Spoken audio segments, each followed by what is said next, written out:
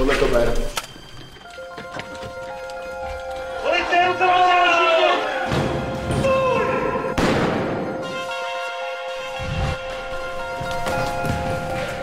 Čutko jim nastalo!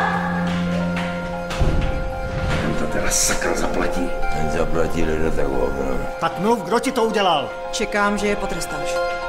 Zemřel Karel Paleček. Bojím se toho večera. Chci tě odpanit. Už toho mám plný zuby. Za Riznarovou se nám přijde představit nějaká mladá, krásná slečna. Takže ty se mě díváš do očí a u toho mě lžeš? Ty smrade. Nikdo se tě nebojí, ani já, nemám se s vás posrat? Dostal astmatický záchvat a nikdo mu nepomohl, lebo sa mu vysmielali. Až si to vyřídím s ním, tak na tebe taky dojde. Kamarády, já si neudělám takovýho poselu. Měl byste si rozmyslet, na čí straně stojíte.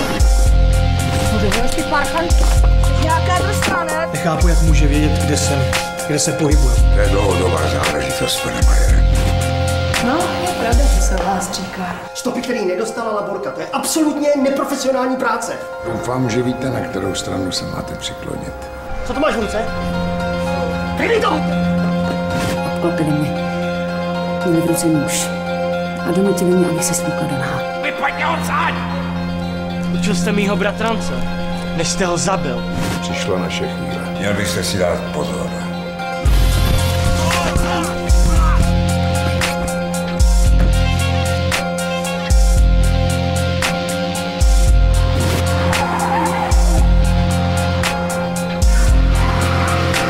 Přece víte, že on mi zabil syna, vy to musíte vědět!